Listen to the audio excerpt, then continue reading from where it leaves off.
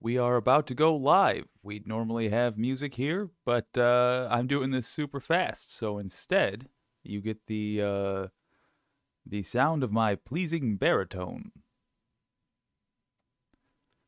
So folks, if you're not familiar, Kevin McCarthy had a House vote today. I couldn't wait for tomorrow to do this video. Had to do it today. The Schadenfreude is it's just delightful. Oh my gosh. I got my Clark Kent's on, full on in night mode. Doesn't matter. Man. Uh, so the vote for Speaker of the House happened today. And then it happened again today. Then it happened for a third time today. Because nobody got 218 votes, which is what is necessary to be Speaker of the House. That is because the outright terrorists are fighting with the shy terrorists, and I had a theory yesterday about what the motivation might be behind this. I'm now fairly convinced that it's correct. But I have to admit it's speculation, so I'm going to save that for the end of the video. First, let's jump in to a CNN video talking about Kevin McCarthy's super embarrassing day, bearing in mind that this guy deserves to be embarrassed. Here we go. In this second ballot, I want to talk to Manu Raju, who just spoke with one of the 19 rebels, Congressman Chip Roy, Republican of A Texas, Democrat got the most votes. who voted for a Love colleague of his from Florida on the first vote and voted for Jim Jordan on the second. Manu, what did Congressman Chip Roy have to say? Yeah, he is really not Okay, moving. so that lady right there is my gal, Cheryl Johnson. That is the first black woman to be in charge of the House of Representatives. There's a delicious irony that MAGA made that happen. And guess what? She is still tonight. She's going to go in there tomorrow, still in charge. Love it.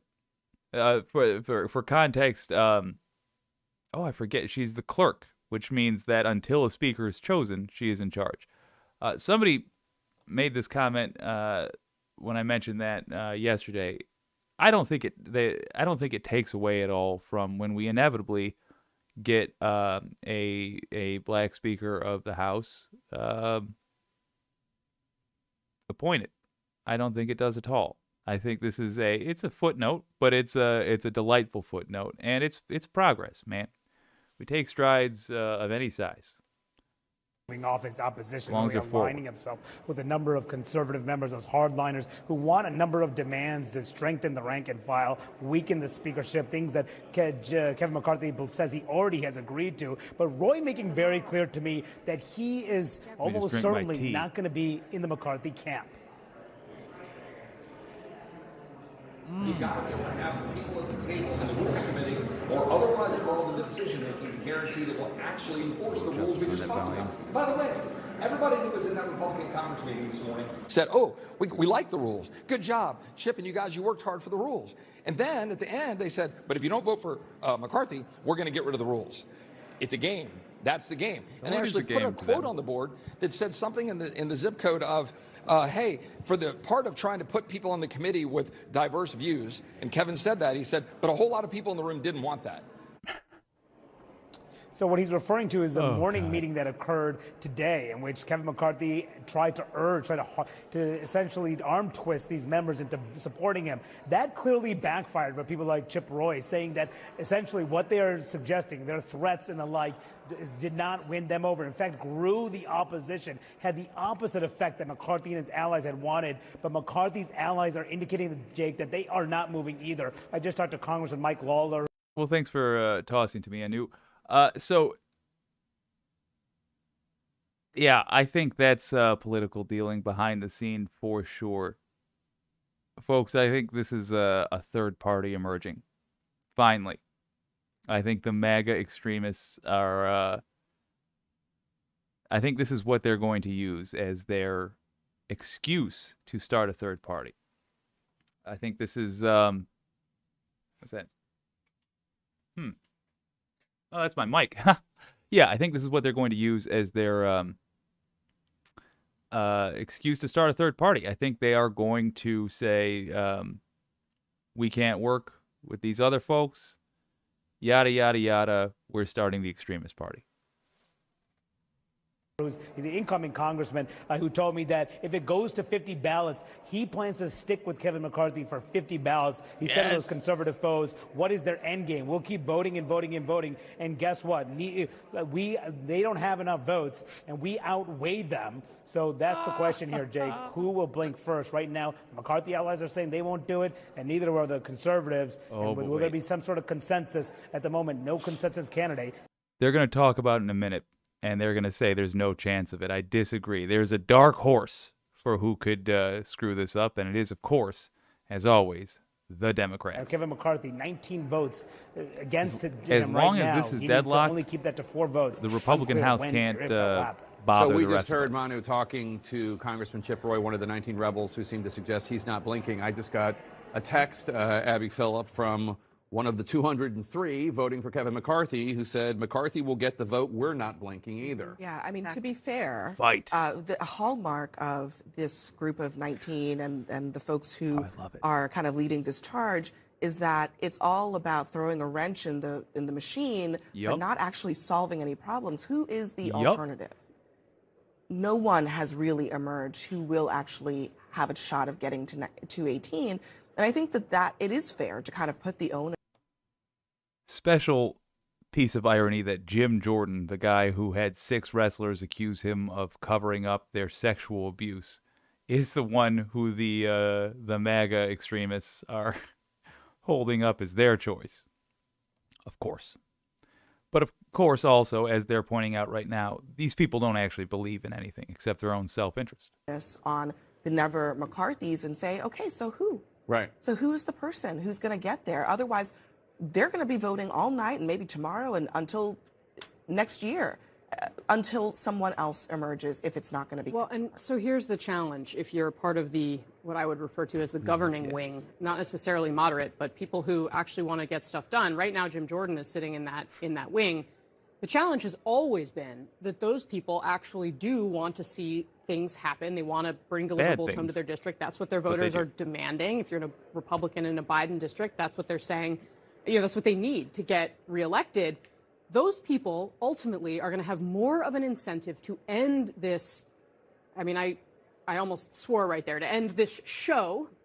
You fill in the blank that's happening right now on the House floor, because they have political incentives that line up with ending it and finding a Speaker of the House. These 19 people, and this has been the problem with dealing with the Freedom Caucus, from John Boehner to Paul Ryan, right on down to where we are today, is that they do not seem to care about that piece of it. They don't care about governing. Their self-interest, you've heard the word narcissist being used by many of their opponents in the Republican Party today.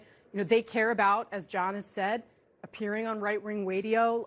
What is their profile? The leverage and the ways that leadership used to have to get control of people like these 19 are basically gone. And that means that for them, sitting here and doing this 50 times, who cares? They don't have any skin in that game necessarily. Whereas all these people who are sitting with Kevin McCarthy, they actually do. And they may get to a... Yeah, it's just a question of how much cosplaying each Republican politician has to do in order to keep their job. The more traditional ones have to do a lot of cosplaying, have to pretend a lot like they're actually trying to do things for the people. Whereas the MAGA people, their whole spiel is just to be obnoxious. Like their voting base just equates being obnoxious with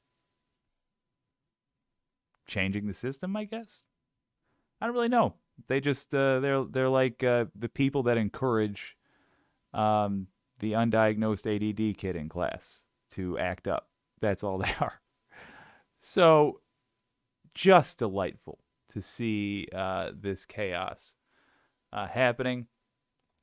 Let me get to where corporate media is pulling a corporate media. Point where they have to say, look, we got to make a change here. But can I just say one thing? This McCarthy ally just sent this to me. This is a quote from Congressman Guy Reschenthaler, would be an incoming chief deputy whip.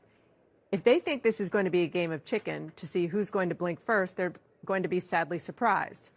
We'll be here until 4th of July voting for McCarthy. Well, that's the thing. If they feel like if they back down, keep it going. They're giving in to these 19, but really the 5 and the 9 who've been going back and forth all week. That's what Mike Waller said earlier. He said, we'll take 1 vote or 100 votes. He said, we're going to keep going until we elect a speaker. An fully actual committed person to that. He said who Kevin has McCarthy engaged, is as not far as backing we know, down from this. according to an we should note that in that investigation tense meeting we were child talking about sex this morning, Mike Rogers from Alabama said they would remove these people from their committees that are voting against Kevin McCarthy. I don't think they care. Well, yeah, I mean, they don't care, but it is important because part of the negotiations that they've been talking about with the concessions has been what the committee makeup looks like and how many members of the House Freedom Caucus are on certain committees. Well, I mean, McCarthy said he would give them more or less what they wanted, and they don't want that. No. I mean, some of those members have said on the it's not the Democrat thing, but there is something interesting. Yesterday I was talking about what could they be trying to do? What could they possibly want? And what was so baffling was that, like, the one request that possibly kind of made sense, like if you squint, was agreed to. 5, the ability to do a recall with 5 votes.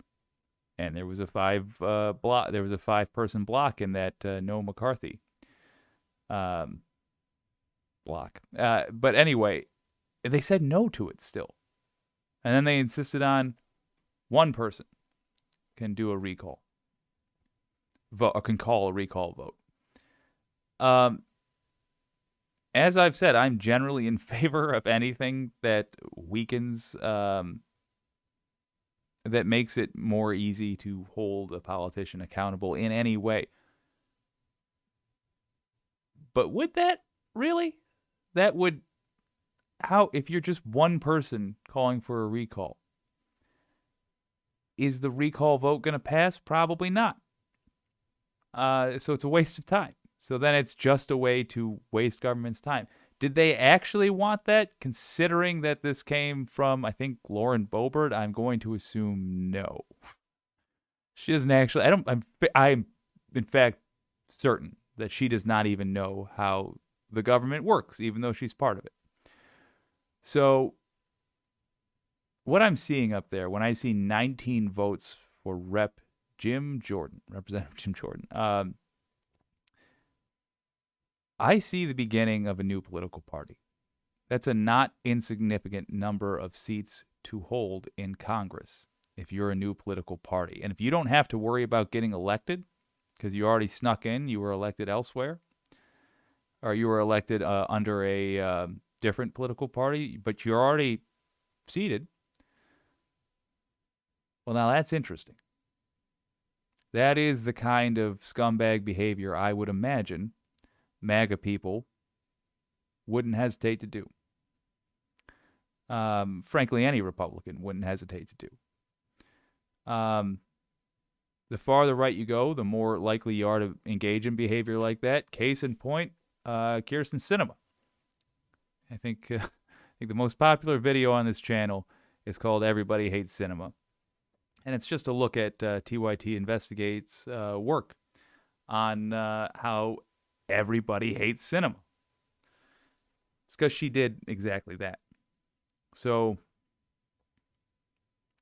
I can very much see 19 Republicans getting their heads together and deciding that there is a, future OAN anchor position for them if they make a big show of switching parties. Or just straight up try another coup, but this time armed, and they don't have any pretense. It doesn't matter what Kevin McCarthy offers us. We are not going to take it. And I think to Casey's point, the underlying problem here is that there is a huge portion of the Republican base that is not interested in any way, shape, or form in anything that's happening in Washington. The whole point is to rabble-rouse, to to stick it to the other side, to throw out red meat. And as long as that's the incentive structure, it's really hard if you're trying to hand out some carrots when there's nothing that you can offer them that will be good enough. Look, this is a group who wants to burn it down. Kevin offered them everything. Yeah. And they said no, they don't want it. I also think we should talk about former Congressman Rodney Davis talked about the Democrats, that they're going to get tired and they're going to step up. Nonsense. Oh, no, they love this. Listen to these corporate news people cackling that. Oh, Democrats shooting themselves in the foot? Never. Are you kidding me? Are you kidding me? Democrats who let George W. Bush go, who let Colin Powell go. Democrats who just gave up the fight in 2000 in Florida. Didn't make a big deal out of the fact that Jeb Bush was governor of Florida. Democrats who just gave up a couple of Supreme Court seats as they allowed Republicans to bully them into not getting their selection. Democrats, the joke these days is that they snatch defeat from the jaws of victory. Yes, I promise you, right now, there are Democrats who are sitting in their very large homes thinking, if I give my vote to one of these corporate Republicans, I wonder what I can get for it. I promise you, Democrats are doing that. They're saying Democrats are loving this, and I'm sure they are. It's great for us, certainly. It's actually secretly great for the MAGA people, too, because as long as this thing is jammed up, they don't actually have to pretend to legislate, which they don't know how to do. They genuinely don't know how to do their jobs. So they don't have to pretend to do their jobs. They can just go, no, over and over and over, and expect a pat on the back. But yes, you should be concerned about Democrats jumping ship. And when they do, this is what it's going to sound like. When you have a scumbag corporate Democrat, centrist, who's like, oh, we have to compromise with Nazis. When that happens, this is what it's going to sound like. They're going to come out and say, the American people didn't send us here to bicker with each other. They sent us here to get things done. They're going to do the stupid Bill Clinton half thumbs up. I hate him. To get things done, which is why I'm voting for Representative McCarthy to be Speaker of the House. He's a good man. We don't agree on everything. Again, ignoring the fact that he brought Trump back into the fold. Ignoring the fact that not only should you not agree on anything, that mother effer would have been fine with a coup d'etat being successful. That's what it's going to sound like. If you want to know what you can do about it, as a side note, do write your representative and do tell them, don't you dare. Don't you dare jump ship. Yeah, you know what? It doesn't matter what party they're in. If things stay as they are, it is good for us.